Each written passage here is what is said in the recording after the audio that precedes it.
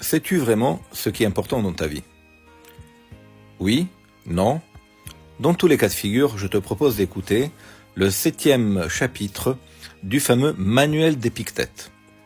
Et nous en reparlerons après.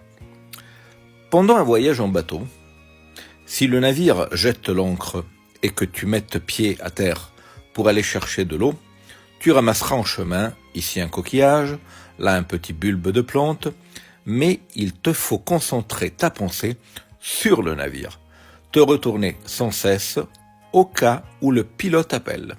S'il appelle, il faut tout planter là, de peur d'être jeté à fond de cale et ligoté comme du bétail.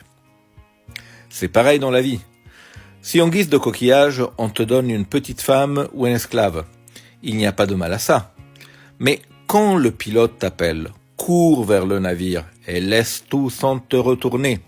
Et si, de plus, tu n'es plus tout jeune, reste à proximité du navire de peur de manquer l'appel. Alors qu'est-ce qu'il veut nous dire Épictète ici? Alors déjà, on passe sous silence que pour Épictète, ce qui te donne le destin, c'est une petite femme ou un esclave, car nous sommes bien sûr en période d'esclavagisme, c'est la société romaine.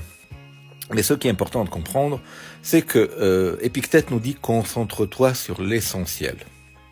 Et l'essentiel n'est pas l'extériorité, n'est pas la coquille, n'est pas le petit bulbe de plante, n'est pas la petite femme ou le petit homme, peu importe, n'est pas l'esclave, ou ne sont pas tes serviteurs, ou ce n'est pas le succès, ce n'est pas la richesse.